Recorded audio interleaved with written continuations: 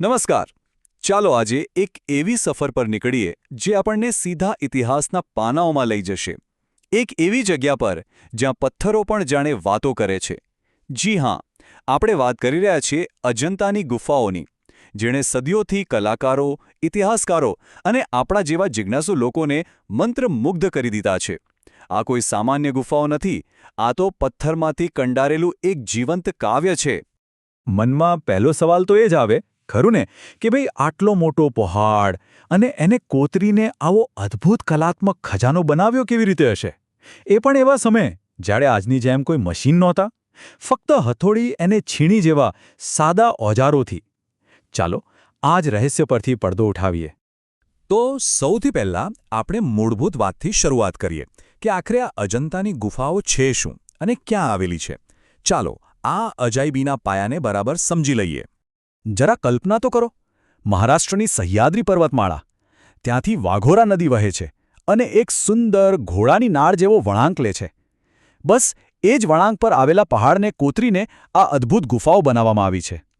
કુદરતે જાણે કલાકારોને એક પરફેક્ટ કેનવાસ આપ્યું હોય એવું લાગે છે. આ જગ્યા તેને વધુ ખાસ બનાવે છે. અને અહીંયા આપણે કોઈ એક કે બે ગુફાઓની વાત નથી કરી રહ્યા. અહીંયા છે પૂરી 29 ગુફાઓ. વિચારો તો ખરા, આ કોઈ એક પેઢીનું કામ નથી, પણ સદીઓ સુધી પેઢી દર પેઢી ચાલેલું એક મહાન અભિયાન હતું. અને દરેક ગુફાની અંદર જાણે એક અલગ જ દુનિયા વસેલી છે. હવે આ વાત બહુ જ રસપ્રદ છે અને એ જ અજંતાને ખાસ બનાવે છે. આ બધી જ એટલે કે પૂરેપૂરી 29 ગુફાઓ માત્ર ને માત્ર બૌદ્ધ ધર્મને સમર્પિત છે, બીજું કંઈ જ નહીં.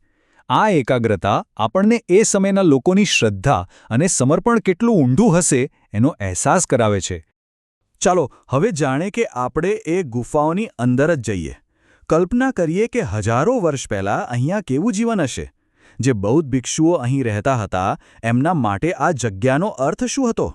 કારણ કે આ માત્ર પથ્થરની કોતરણી નથી, આ તો એક સમયે જ્ઞાન, ધ્યાન અને શાંતિથી ધબકતું એક જીવંત સ્થળ હતું. તો જુઓ, આ ગુફાઓના મુખ્યત્વે બે પ્રકાર હતા. એક હતા ચૈત્ય, એટલે કે મોટા મોટા પ્રાર્થના હોલ, જ્યાં બધા ભિક્ષુઓ ભેગા મળીને પ્રાર્થના અને ઉપાસના કરતા હશે. અને બીજા હતા વિહાર, એટલે કે મઠ, જ્યાં ભિક્ષુઓ રહેતા, અભ્યાસ કરતા અને ધ્યાન કરતા. એટલે એક રીતે કહીએ તો અહીં જ્ઞાન અને પ્રાર્થનાનું એક અદ્ભુત સંતુલન હતું. અને હવે આપણે આવીએ છીએ એ વાત પર જેના માટે અજંતા આખી દુનિયામાં પ્રખ્યાત છે. એ છે એની અજોડ કલાકારી. જો આ ગુફાઓ શરીર હોય ને, તો એની અંદર રહેલી કલા એનો આત્મા છે. એના વગર આ ગુફાઓ અધૂરી છે. અજંતાની કલા મુખ્યત્વે બે ભાગમાં વહેંચાયેલી છે. પહેલાં તો એના વિશ્વવિખ્યાત ભીંત ચિત્રો, જેને ફ્રેસ્કો પેઇન્ટિંગ પણ કહેવાય છે. એમાં ભગવાન બુદ્ધના જીવનના પ્રસંગો અને એમની કરુણાથી ભરેલી જાતક કથાઓને જીવંત કરવામાં આવી છે. અને બીજું છે એની શિલ્પકલા, જાણે પથ્થરમાંથી કવિતા કંડારી હોય. ધ્યાનમાં બેઠેલા બુદ્ધની એ મૂર્તિઓ આજે પણ આપણને એકદમ શાંત કરી દે છે. ચાલો હવે થોડું ઝૂમ આઉટ કરીએ અને એ સમજીએ કે આ ગુફાઓનું ઐતિહાસિક મહત્વ શું છે. આ માત્ર ભારત માટે જ નહીં, પણ આખી દુનિયા માટે એક અમૂલ્ય વારસો કેમ ગણાય છે. હવે જે આંકડો હું કહેવા જઈ રહ્યો છું એ સાંભળીને ખરેખર નવાઈ લાગશે. આ ગુફાઓનું કામ કોઈ 10-20 વર્ષમાં નથી પત્યું. એની શરૂઆત થઈ હતી ઈસવીસન પૂર્વે 2જી સદીમાં અને એ ચાલતું રહ્યું ઠેઠ ઈસવી 7મી સદી સુધી, એટલે કે લગભગ 900 વર્ષ. તમે વિચારી શકો છો, એક જ પ્રોજેક્ટ જે 9 સદીઓ સુધી ચાલ્યો, ખરેખર અકલ્પનીય છે. આ વર્ષ અજંતાના ઇતિહાસ માટે બહુ મહત્વનું છે. 1983માં યુનેસ્કોએ અજંતાની ગુફાઓને વિશ્વ ધરોહર સ્થળ એટલે કે વર્લ્ડ હેરિટેજ સાઇટનો દરજ્જો આપ્યો. આ જાહેરાતથી આ અમૂલ્ય વારસાને આખી દુનિયામાં એક ખાસ ઓળખ અને સુરક્ષા મળી. અને બસ આ એક વાક્યમાં જ બધું આવી ગયું. દુનિયાભરના કલા ઇતિહાસકારો અને નિષ્ણાતો એકમતે માને છે કે અજંતાની કલા એ ભારતીય કલાના સુવર્ણ યુગનું, એના શ્રેષ્ઠ સમયનું પ્રતીક છે.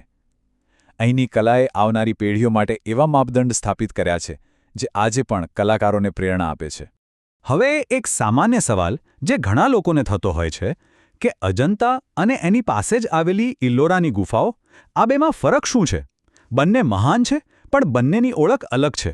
ચાલો આજે આ ગૂંચવણ હંમેશ માટે દૂર કરી દઈએ. તો આને યાદ રાખવાની એકદમ સહેલી રીત છે.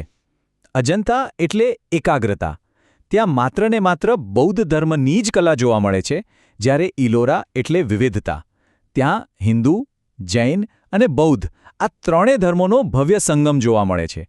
આ એક નાનો પણ બહુ જ મહત્વનો તફાવત છે. દિવસના અંતે આ ગુફાઓ ખાલી પથ્થર કે રંગ નથી.